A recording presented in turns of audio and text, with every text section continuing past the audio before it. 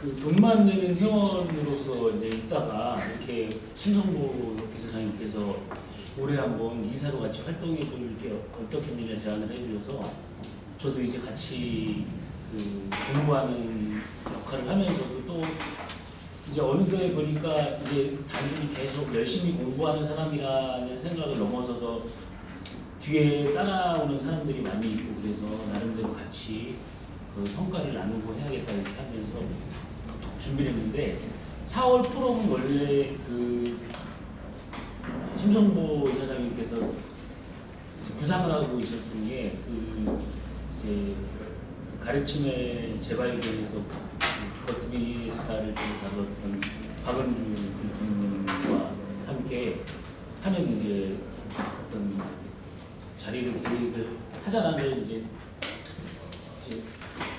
이야기를 하셨는데 이제 일정이 다가오면서 그걸 구체화를 진행되지가 않았습니다. 그래서 이제 4월 포럼 주제를 이제 처음 이사직으로 합류했고 그러니까 뭐 할 말이 많을 거다. 그러니까 한번 주제를 잡아봐라 했는데 그래서 이제 이 주제를 쓰게 됐는데 이제 조금 이게 오늘 아마 여기 오늘 아침에 제가 파워포인트로 한 50장 정도 발전을 만들어 놓은 걸 손흥민 위원장님한테 공유를 드렸는데 그게 이제 사전에 전달이 안 된 것 같아요. 그래서 이제 설치를 하려고 하다가 안 됐는데요. 이제 크게 오늘 이야기는 제가 이제 여기 그 토론자 분들에게는 앞부분에 발제문이 번역주의에서 탈식민족이 자기 언어라는 발제문 이외에 참고문헌 2개를 조금 분량이 많은 걸 드렸던 건데 이 3개의 전체적인 그림 안에서 저는 공부하는 사람 입장에서 먼저 공유를 드리면 제 학문적인 베이스는 교육행정입니다. 이제 그리고 교육행정 안에서도 주로 이제 푸코나 이런 담론 분석을 주로 하다 보니까 저희 행정 파트에서는 그렇게 환영받는 주제와 학자는 아닙니다. 그러니까 이렇게 정책에 대한 뭐 기술적인 대응이라든가 이런 현 정부의 정책 과제 이런 걸 주로 현안 대응으로 하시는 이제 영역이다 보니까 좀 길게 내다보는 담론이나 이런 얘기를 할 때 물론 교육행정도 철학과 사상이 있지만은 그런 쪽에는 이제 학문을 하는 이제 연구자들은 그렇게 드물고요. 그런데 이제 대학원에 진학을 하면서부터 제가 이제 그 지도교수였던 신현석 교수님한테 얘기를 드려서 이제 콜로퀴움으로 교육 사상 파트를 좀 계속해서 여름 겨울 방학마다 이어갈 수 있도록 한국지를 마련해 달라고 해서 지금 10년째 이어오고 있는데 이제 그때 이제 다루었던 주제들이 이제 첫 번째로 우리나라의 교육학의 이제 첫 번째 뭐 지금으로 보면 심성보 교수님부터 이제 많은 중요한 한국적인 자유화 속에서 해방적이고 실천적인 교육학을 하시는 분들이 이제 있지만 이제 우리나라가 이제 일본으로부터 해방되고 미군정을 거쳐서 교육학이 이제 미국에 수입한 학문이건 다 이제 한국에서 형성되는 과정에서 주요하게 이제 한국 교육학의 자유화를 시도하려고 했었던 사람들을 개인적으로 공부를 하게 됐습니다. 그게 이제 한기영 선생님 교수님이나 그 정범 교수님이나 이런 교수님들이었고 이런 교수님들의 고민들을 해 나가면서 이제 왜 이제 어느 계기였는지 모르겠는데 그 이제 남미 라틴 아메리카에서 제가 주목을 가졌던 두 명의 철학자가 벨리케 듀셀이라고 하는 1492 타자의 은폐라고 하는 책을 쓴 일종의 그 해방 철학 사상가였고 그다음에 프레이였습니다. 이 두 사상가가 결합되면서 어떻게 남미 안에서 교육학과 중에 해방의 철학들이 서로 영향을 주고받고 형성되었는지 이 맥락 안에서 우리나라의 교육학은 어떤 경로를 거쳐왔는지 그렇다고 해서 뭐 우리나라를 너무 비관적으로 볼 건 아니라 이제 조금 더 우리 안에서의 한국적인 자생적이고 자율적인 학문 체계를 구축하려고 했던 것도 소중히 진보 보수를 떠나서 평가하자 이렇게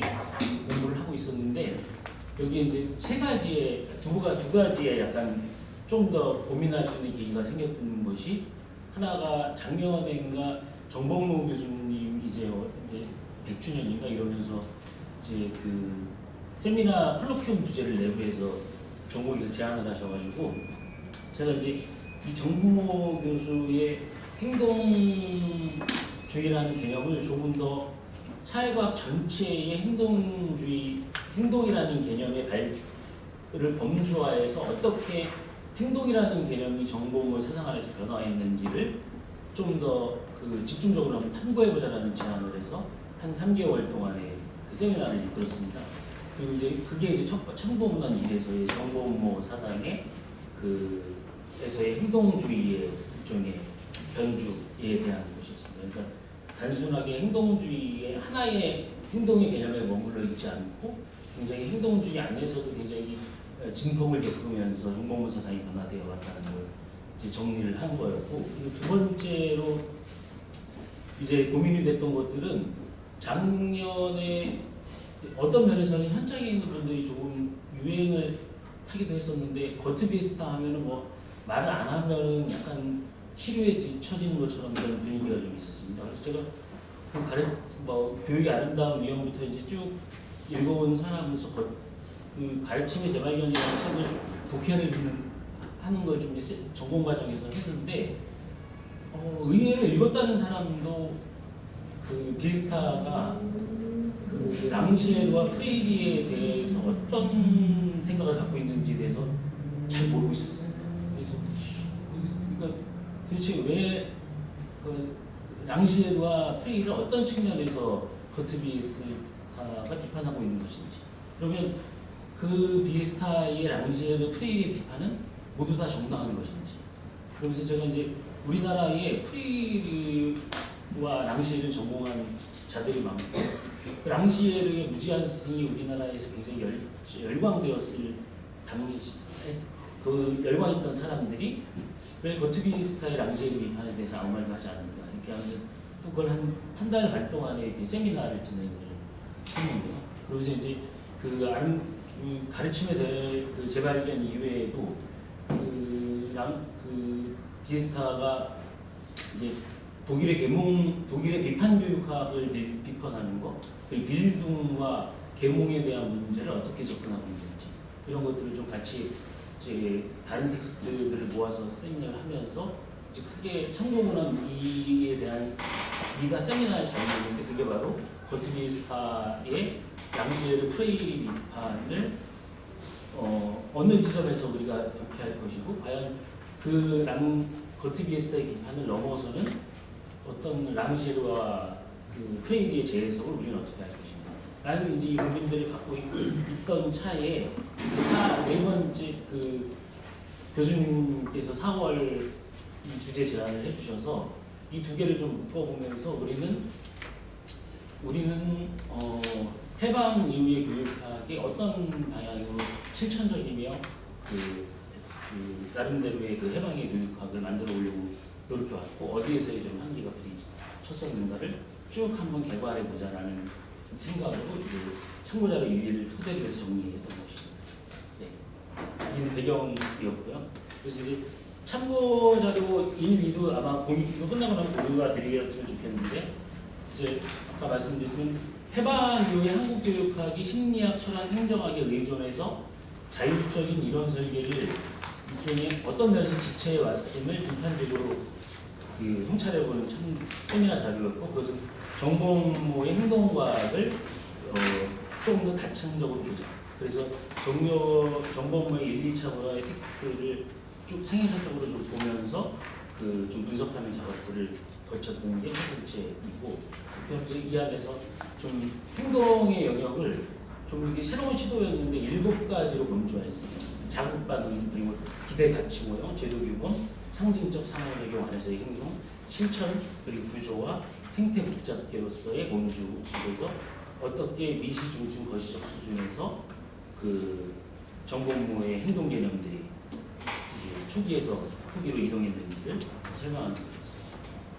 그런 측면에서 이제 있었고 참고문헌 이유는 아까 말씀드렸듯이 이제 우리가 평등, 해방, 그 설명, 교사, 가르침 이 관계들이 굉장히 중첩되어 있습니다. 그러니까 그 비에스타의 랑시에르 프레이리의 비판에서 보면 일종의 해방과 의식화가 전제할 수밖에 없는 먼저 해방된 자와 먼저 의식화된 자가 아직 해방되지 않은 자와 의식화되지 못한 자를 일종의 문명화시키고 계몽한다라는 그 문법으로부터 과연 완전하게 벗어나 있는가라는 질문들을 일종의 그 해방에 대한 질문 하나가 있고, 또 하나가 그 일종의 설명, 랑시에르가 전제하고 있는 이른바 해방의 과정이 아니라 이미 그 질적인 평등성은 이미 출발 전제로부터 공리로서 전제되어야 한다라는 일종의 이 랑시에르의 문제 제기가 동시에 지울 수밖에 없는 티칭과 티처의 문제. 교사와 가르침의 문제는 그러면 이 지적 평등이라고 하는 구도 안에서는 어떻게 설 자리를 마련할 수 있는가라는 비에스타의 비판인데, 이 두 가지가 과연 비에스타가 랑시에르와 프레이를 충분히 독해하고 있는가, 아니면 자신의 프레임 안에 랑시에르와 프레이의 그 해방에 대한 관점과 일종의 반설명, 지적 평등의 안에서도 끊임없이 교사가 분림하지 않고 끊임없이 대화하고 서로 대화하는 공동체로서 의사소통하고 학생의 성장을 이끌어 나가는 가르침과 그 교사의 역할들을 읽지 않고 가려고 하는 이런 그 두 사상가의 흐름들을 충분히 수용하고 있는가라는 측면에서 접근했습니다. 그래서 이런 측면에서 그 해방 교육에 대한 고민을 좀 접근하고 싶었습니다. 그러니까 지금 제가 이제 그 민주시민 교육이나 이런 데서 결국은 좋은 헌법 교육과 민주시민 교육 이런 주제들도 이런 비에스타의 랑시에르 프레이리 비판과 연결된다고 볼 수 있습니다. 그러니까 뭐 어떤 진리를 가르치는 거냐, 올바름이라는 건 무엇인 거냐, 이런 식의 것들이 한번 이제 계속 전제되어 있다고 볼 수 있습니다. 제가 이 발제문에서 이제 디지털 전환 교육의 불평등의 심화, 정서와 관계의 위기, 성과 관리와 압력의 강화 속에서 한국의 교육학은 처방적인 교육학을 넘어서 총체적인 어떤 교육 현상을 인식하는 학문으로서의 자기 정체성을 어떻게 회복할 수 있는가. 다시 말씀드리면 교육학이 처방적인 학문에 멈추면서 교육 현상을 스스로 설명하지 못하면 학교는 그냥 인간 형성의 장이, 인간이 형성해가고 발달해가는 장이 아니라 어떤 뭐 심리학적인 변수, 행정학적인 수단을 관리하는 장치로 축소될 것이다 라는 문제의식 안에서 교육학이 자기 언어를 회복하고 공적 언어를 회복하기 위한 것에 대한 고민을 하게 됐습니다. 첫 번째로 착안하게 된 건 번역주의입니다. 이건 뭐 번역주의는 단순히 외국 이름을 배우는 행위가 아니라 문제 설정과 개념 생산의 중심을 외부에 의존하는 이론적인 습성을 뜻하는데요. 그러니까 어떤 면에서는 이거에 반하는 번역주의에 반하는 자율화의 운동을 계속해서 해왔다고 봅니다. 교육학 고유의 개념 체계화의 질문을 세우는 일을 해왔다고 봅니다. 지금 서영관 교수님께서 혁신학교를 계속 혁신이라고 우리 안에서의 실천으로 만들어내서 계속 그것들을 외국에 소개하는 일도 바로 번역주의에 반대한 이제 넘어서는 우리 안에서의 우리의 실천을 우리 언어로 표현하는 일종의 자율화의 관연, 우리 안에서의 고유의 개념 체계와 질문을 세우는 일이라고 저는 생각을 하고 있습니다. 이제 그 다음에 이제 탈식민적인 장애 언어인데 이게 참 어려운 주제이기도 합니다. 저 프레이리가 에리케 듀셀과 함께 강조했던 개념이기도 한데, 어떤 면에서는 우리는 탈식민적 자기 언어라고 말하면 일본으로부터 벗어나고 일본 언어를 쓰지 않고 일본 문화를 벗어나고 미국으로부터 벗어나면 탈식민화가 되는 것처럼 얘기를 하는데 실제로 그런 면에서 우리 안에서 충분히 설명되고 있지 못한 것은 우리 안에 있는 제국성, 우리 안에 우리 스스로가 힘이 약해서 그래라고 하는, 힘이 셌더라면 침략당하지 않았을 거라는 의식이 동시에 힘이 셌더라면 다른 나라를 침략할 수 있다는 의식을 강화할 수도 있는데, 탈식민적인 자기 언어는 현장의 중심, 그리고 현장보다는 이론과 현장의 어떤 상호작용, 그리고 중심보다는 주변부의 고통, 배제된 자들의 발화를 통해서 개념을 형성하고 끊임없이 중심을 문제화하면서 확장시키려고 하는 이런 움직임들이 필요했었다. 그렇게 했고 그런 측면에서 이제 한국 교육학이 이 탈식민지 언어를 갖지 못하고 번역주의의 라는 경우로 강화된 것들을 역사적인 조건 속에서 어떻게 형성됐는가라는 측면으로 했고 그리고 나름대로의 자기가의 시도를 시도했던 한기현, 정범호, 이돈희, 장상호의 시도들이 왜 미학으로 남아있는가 그리고 오늘날 우리에게 탈식민적인 자기 언어는 어떤 방향으로 재구성될 수 있는가라는 세 가지의 물음을 이제 던졌습니다. 해방, 분단, 냉전과 관련 냉전 속에서의 교육학의 제도화는 여기에 계신 분들이 훨씬 더 저보다 전문가시니까요. 교육의 실체를 새롭게 개념화하는 학문으로 출발하기보다 어떤 면에서는 주어진 상황이 일종의 전쟁, 일본으로부터 벗어나면서 미군정 그리고 일종의 이념적인 남북의 대립이라고 하는 분단 체제가 이런 충분한 한국 안에서의 교육의 실체를 새롭게 개념한 학문으로서의 출발을 지지시키고 교원 양성, 학교 운영, 국민 형성을 뒷받침하는 실천적인 어떤 국가와 연결된 지식으로 제도화되었고 분단과 냉전의 조건 속에서 교육이 국가 재정과 재건과 체제 안정의 핵심 장치가 되었고 교육학의 지문 역시 실천적인 유용성에 따라서 우선 배치되었다. 그 이후에 발전 국가와 연결되면서 교육의 과학화라는 요구가 더욱더 강화되었고 이 과학화는 끊임없이 인력 양성과 태도 변화를 조직하는 전략적인 장치로서 교육이 재배치되고 검사, 측정, 평가, 환류가 교육학의 영역을 키웠으면 당장 어떤 걸 투입해서 어떤 프로그램이 어떤 성과를 이루었는가라는 성취, 효율, 행동 변화의 언어로 강하게 변화되면서 각각의 존재들이 내재적인 의미에 대한 것들을 끊임없이 뒤로 밀어냈다. 이 과정에서 끊임없이 우리나라의 한국 학자들이 미국의 기반으로 공부를 하면서 미국인으로 일종의 수입, 철학, 심리학, 사회학, 행정학과 연결돼서 교육학이 분과거리와 연구 방법을 빠르게 형성했지만 교육 자체의 실제를 한국에 기반한 자기 언어로 명명하는 힘을 약화시키고 한국 교육학의 경로가 미국의 번역주의, 국가지와 실용주의가 결합된 상태에서 미국의 사실 하나의 케이스로서 관리되는 형태로서 구축되어 갔다라는 생각입니다. 그 중에 한기현 선생님의 기초주의와 규범의 언어, 그리고 정범호, 이돈희, 장상호의 자유와 전략, 이돈희가 교수의 교육정의를 통한 가치와 공공성의 언어, 그리고 정범호 교수의 아까 미리 말씀드렸던 행동의 계획적인 변화라는 과학주의적인 자유, 그리고 장상호 교수가 얘기했던 어떤 용병 업무의 개방과 교육 본의로서 교육의 재건을 요청하는 흐름들이 있었는데 이 안에서 이것들은 굉장히 전통에 대한 복원인지 일종의 탈일본, 탈미국을 넘어서는 한국적인 것인지 이런 식의 굉장히 어떤 민중화적인 것과 관련된 연관된 의미에서의 번역주의를 넘어서고 탈식민주화적인 관점에서의 교육학의 재건에 대한 것들은 좀 더 부족했다라고 했지만 세 전력은 모두 자기 언어의 필요를 드러낸다라고 생각하고 있습니다. 이런 한국 교육학이 자기 언어를 향한 욕망과 능력은 끊임없이 지속되었다고 보고 있습니다. 외국에서 공부를 하고 오셨다고 하더라도 한국의 현장과 소통하면서 한국의 교사들이나 교육 활동가들과 연결된 이론을 만들려고 하는 욕망과 연구들이 지속되었습니다. 그리고 국가 제도 가치, 내재적인 국부와 이어지키면서 식민지의 상흔을 걷어내고 좀 더 주변 학교 안에서도 주변부의 고통, 타자 어떤 전체적인 틀 안에 속하지 않는 타자의 발화를 관심을 갖고 좀 더 보편을 재구성하려고 하는 이런 식의 노력들이 동시에 시작되었다고 볼 수 있습니다.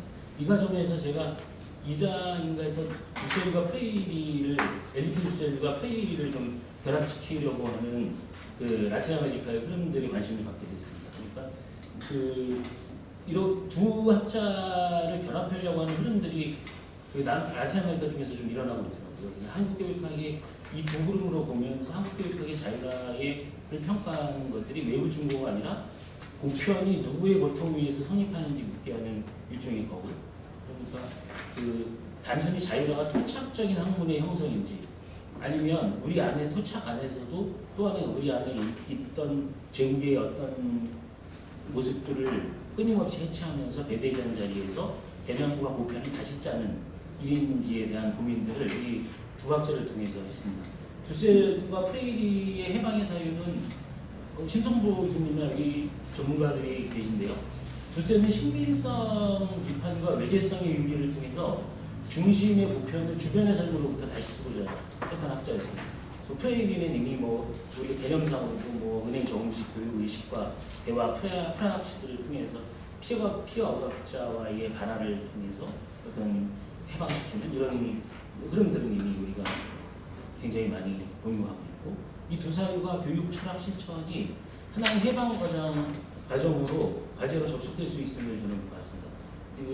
그래서 이제 에리카 두셀과 한 10살 차이가 났는데요. 이 두셀이 한 10살 정도 더 적은 걸로 알고 있습니다. 이 두 학자들이 서로 활발하게 상호작용하면서 서로 후원을 했다기보다는 같은 주제를 공유하면서 이제 일종의 학문적인 서로 교육학과 이 정치학 안에서 활동들을 했다고 보는데 이 두셀이 특히 제가 관심을 가졌던 이유는 두셀의 철학이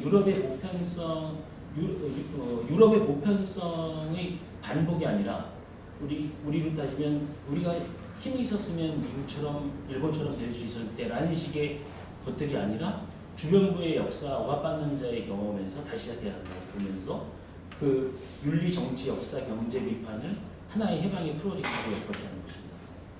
그래서 이제 이 안에서 식민지 연구 그리고 국가 안에서의 또 다른 식민지 안에서 이루어지는 국가 폭력, 일종의 망명, 이민자 이런 식의 얘기들을 이제 고민하면서 라틴 아메리카가 서구의 미완성의 북사본이 아니라 고유한 역사적인 상처와 사유의 장소라고 보면서 철학의 출발점을 중심이 아니라 주변으로 이동시켰다고 볼 수 있습니다. 그래서 이 해방 철학에서 핵심은 철학의 위치성인데 두셀에게 철학은 제국의 중심에서 세계를 총괄하는 사유가 아니라 반복해서 이제 계속 말씀드리는데 수탈과 배제를 겪는 민중의 현실에서 총체를 비판하는 실천적인 성찰. 철학은 억압의 구조를 드러내고 해방의 가능성을 조직하는 비판적 행위라고 접근을 하니까 여기서 핵심적인 두 개의 개념이 출현하게 되는데 하나가 외제성이고 다른 하나가 타자의 얼굴입니다. 그러니까 두셀은 체계가 아무리 정교해도 포섭하지 못하는 존재가 있다. 이건 외제성이라고 하는데 아마 이건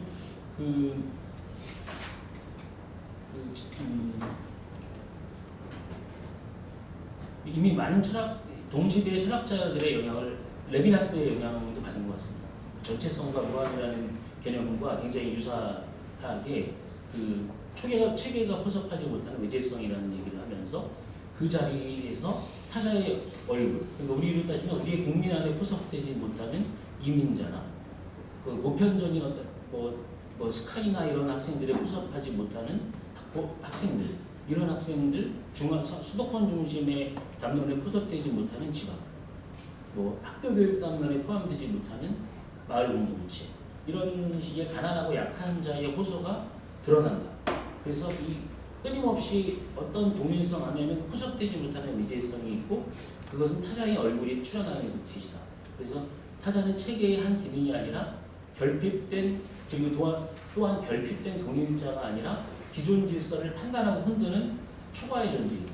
그러니까 아무리 전체를 확정된다 해도 일종의 무한으로서의 타자는 그 전체성 안으로 포함되지 못한다라고 하는 레비나스의 관점은 그렇다고 봤습니다. 그래서 그의 윤리가 이 외제성을 듣는 일종의 책임에서 시작된다라고 했습니다. 그러면서 이제 기본적으로 대립하는 개념이 원고에도 썼는데 변증법 너머의 방법론으로서 아날렉틱이라는 개념을 제시합니다. 그러니까 변증법이 총체성 내에서의 모순 운동을 설명한다면 두셀은 아날렉틱을 총체 바깥에서 들려오는 타자의 부름을 통해서 사유를 전하는 거예요. 그래서 해방이 기존의 체계의 자기 발전이 아니라 끊임없이 외재적인 타자와의 만남, 역사적인 실천이라고 말하고 있습니다. 그래서 이제 이 아날리틱과 관련된 건 대학원에서 제가 콜로퀴움을 할 때는 좀 변주법 너머의 방법론으로서 아날리틱이 어떤 것인지에 대해서 좀 이제 자세하게 얘기를 하고 있는데 이제 딱 두 가지의 문장을 기억해라고 얘기를 했었습니다. 누가 말하고 있는가, 그리고 누가 보편에서 배제되어 있는가를 끊임없이 질문해요. 그런 얘기였습니다. 그런 측면에서 이제 접근을 해서 이제 이 아날리틱이라고 하는 개념을 갖고 두셀의 아날리틱과 프레일의 의식화를 좀 이제 그 콜로퀴움에서는 지금 중심적으로 비교한 건데 이거는 아마 끝나고 공유되는 이 파워포인트에는 정리가 되어 있는데요. 그러니까 이제 아날리틱이 유럽 중심주의가 근대성을 마치 유럽이 만든 것처럼 제시하면서 침략이라는 타자성을 은폐한 것이 일종의 1942년 이후의 근대라면 그 안에 근대의 희생자와 주변부를 끊임없이 받아들이는 것이 아날리틱이라면 일종의 프레일이 의식하도 억압적인 교육과 사회구조가 피어갑자를 침묵시키고 세계를 비판적으로 읽지 못하게 만든다고 하는 문제의식에서 출발하기 때문에 교육은 끊임없이 이 억압적인 교육과 사회 구조가 어떤 방식으로 피어갑자를 침묵시키고 말하지 못하게 하는가를 끊임없이 깨고 해체하는 과정이에요. 그러니까 끊임없이 외제성은 의식화, 타자의 얼굴은 대화, 총체성 비판은 프락시스와 인간화로 연결되면서 끊임없이 학습자가 대화를 통해서 자신의 경험을 문제화하고 성찰과 행동의 결합인 프락시스로 나가도록 한다. 그래서 주체는 피어갑자가 세계에 이름 붙이고 다시 쓰는 과정에서 형성되는 것이고 학습자는 보호의 대상이 아니라 역사적 행위로 등장한다. 그래서 이 부분 때문에 제가 이미 프레일이 안에 비에스타의 프레일이 비판에 반비판이 숨어 있다라고 봤습니다. 그러니까 진리는 교사의 일방적으로 전달하는 과정이 아니라 현실을 비판적으로 읽고 해석하는 대화적 과정이라고 하는 것을 통해서 형성된다는 것들을 분명히 말하고 있음에도 불구하고 마치 프레일리의 의식화나 해방의 관점이 일종의 지적인 평등을 전제하지 않고 또다시 덜 계몽된 자를 계몽시키려고 하는 담론으로 끌고 간다는 일종의 비에스타적인 프레임으로 해석하고 있다는 것 같습니다. 네. 그래서 이런 방면으로 정리를 했습니다. 그래서 이제 이런 측면으로도 듀셀과 이제 프레이리를 함께 이제 정리를 해나가면서 특히나 이제 남미에서 이 듀셀을 함께 읽으려고 하는 흐름들이 일어나고 있는 것들이 이제 우리나라와 같이 시민성에 대한 비판, 억압받는 타자, 그리고 교육 실천의 일종의 해방적인 재구성이라고 하는 것들로 이제 연결된다고 보았습니다. 그래서 큰 국가 틀 안에서는 라틴 아메리카적인 일종의 제국에 여전히 그 침략을 당하는 식민 경험을 가진 라틴 아메리카적 문제 의식과 일종의 프레일의 의식과 프락시스가 어떻게 연결시켜서 현재의 교육의 문제를 해결할 수 있는가라는 질문들을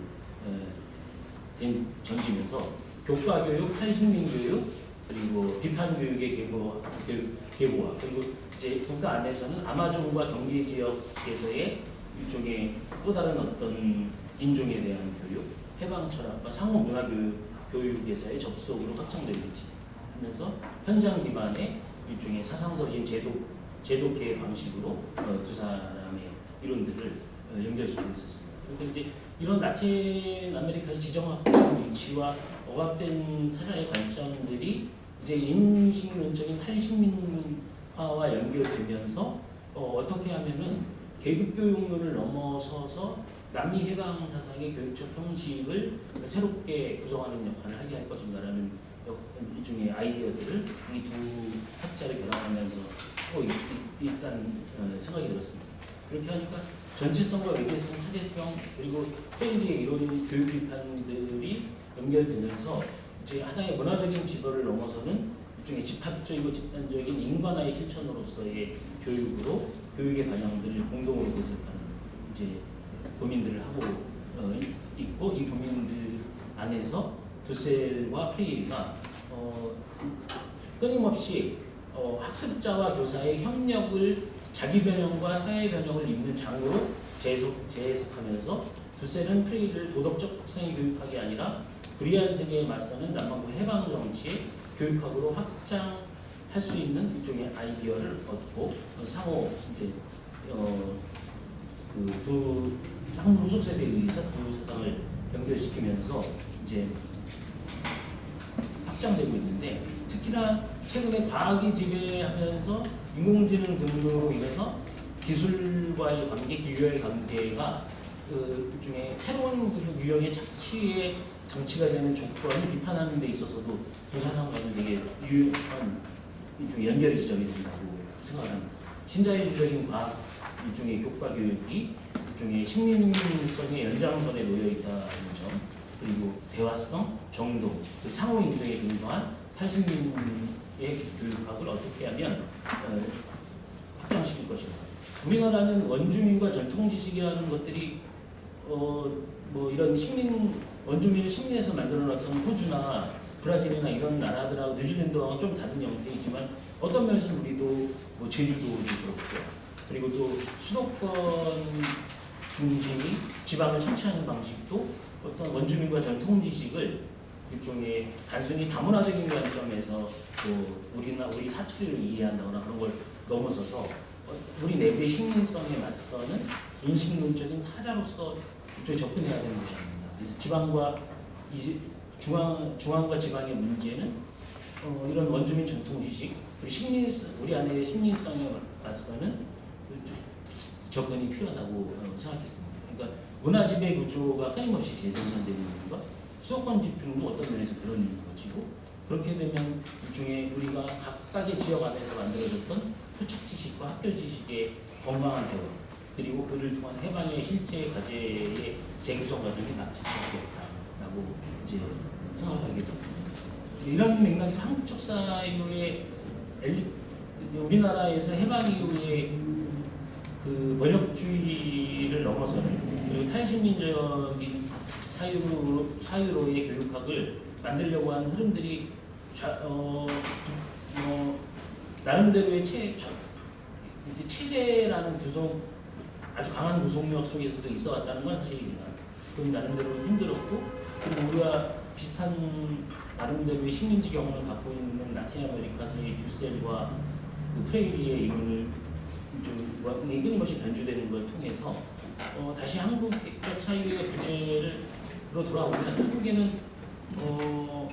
주변부의 경험과 침묵을 교육학의 언어로 만들려고 했던 것들은 끊임없이 있어왔다고 생각합니다.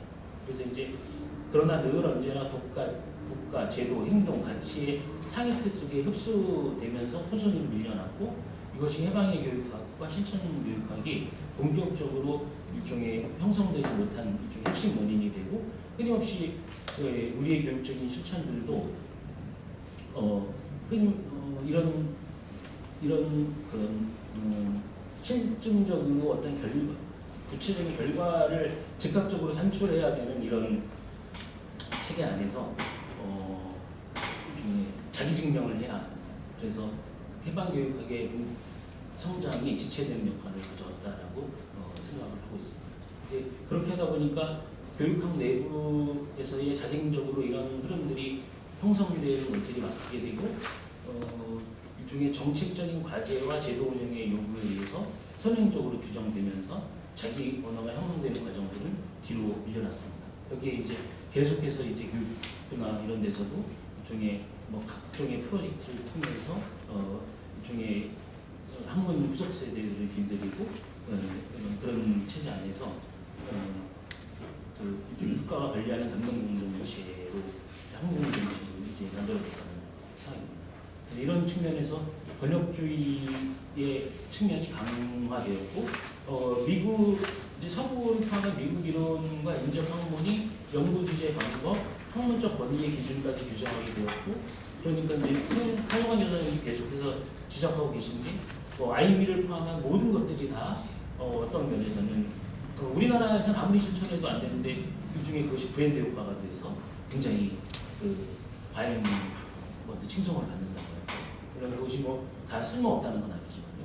그래서 그래서 이제 이런 국가주의, 행동주의, 가치적인 논익이 서로 다른 보이지만 연결되면서 교육을 외부 언어로 설명하는 경로를 함께 강화했다. 그래서 한국 교육학에서의 탈식민주적인 독해를 어떻게 할 것인가라는 고민들을 하면서 다시 현장으로, 지역으로, 학교에서 마을로 이런 식으로 주변 외제성과 타자의 얼굴 목소리를 조금 더 확장시켜내는, 그래서 일종의 타자의 발화, 주어의 고통 이런 개념들이 다시 우리의 언어 안에서 우리의 결핍을 드러내고 새로운 시각의 가능성을 하는 걸로 드러나야 됩니다. 조금 더 지표 중심의 언어에서 개념 중심에 가자. 그래서 성취도, 효율성, 만족도 같은 지표가 교육을 설명하는 1차 언어가 되는 상황을 넘어서서 교육을 교육답게 말할 개념, 형성, 관계, 공공성, 의미, 발화, 실천의 언어를 다시 들어가 나가야 되고, 지표는 그 개념을 보조하는 위치로 재배치되어야 합니다. 그런데 우리는 이제 순서가 뒤바뀌어 있다. 그리고 해방적인 토착화와 현장 기반 교육이라는 걸 정리했는데, 이건 탈식민적인 자기 언어는 전통 일본, 처음에 말씀드렸지만 일본어로부터 벗어나고 미국으로부터 벗어나고 일본말 안 쓰고 일본 제도를 안 쓰면 되는 것이 아니에요. 그럼 뭐 다시 조선으로 들어가는 거예요. 그건 아니라는 거죠. 그리고 우리 안에 우리의 개념을 새롭게 재창하는 것이고, 그것은 교실, 학교, 지역, 실패, 배제, 주변의 경험을 단순 사례가 아니라 이론 생산의 원천으로 끌어올려야 하며, 현장 기반 교육학은 바로 그 경험이 교육학의 핵심 개념을 다시 조직하도록 만드는 지적 실천이 될 것이다. 그리고 또 하나가 총체성의 회복과 자기 언어의 과제라는 공지가 있었는데요. 한국 교육학의 재구성은 제가 이제 작년에 일본 제주 교육학에 대한 연구 논문을 쓰면서 이제 제주 교육학을 뭐라고 이렇게 표현하냐면, 제주 교육학은 한국 교육학의 문화인류학자다라는 이제 발제를 한 적이 있었습니다. 이제 공교롭게도 하그리브스도 교육개혁을 할 때는 모든 교육개혁에는 문화인류학자 한 명씩 있어야 한다는 글을 쓰기도 했는데요. 어떤 면에서 교육학은 인문학, 사회학, 인류학이 그 안에 끊임없이 긴장하면서 하나의 총체성을 이루는 것이라고 생각합니다. 인간이라고 하는 존재의 행동이라는 게 이 세 가지가 항상 걸쳐있다고 생각합니다. 인류학적이며 인문학적이고 사회학적. 이것이 끊임없이 이 긴장성이 끊어지는 순간 일종의 교육학이 총체성을 잃는다고 생각을 하는데, 이것들을 다시, 이 긴장들을 다시 활성화시켜야 합니다. 그래서 제도와 경험, 윤리와 정치, 학교와 지역, 연구와 실천을 하나의 총체적인 학문들로 묶으면서 인류학적이고 사회학적인 그리고 인문학적인 일종의 것들이 활성화될 때 비로소 탈식민적인 자기 언어로서의 한국의 교육학이 실천적인 해방의 교육으로서의 자기 자리를 갖게 될 것이다. 그래서 이제 그런 측면에서 한국 교육학의 경로의 전환의 배경을 규범 언어와 과학주의 같이 담는 유산을 일종의 재배열하면서 더 깊은 전환의 경로를 내야 된다.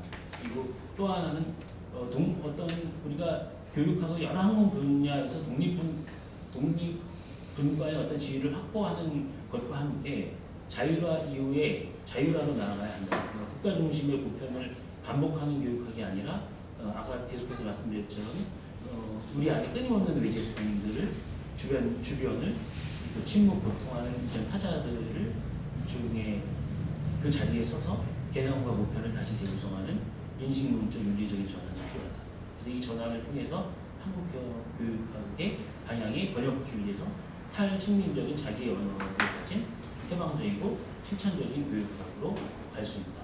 그래서 이제 이런 측면에서 이제 마지막으로는 교육학의 이제 요 동화 반복일 수도 있는데요.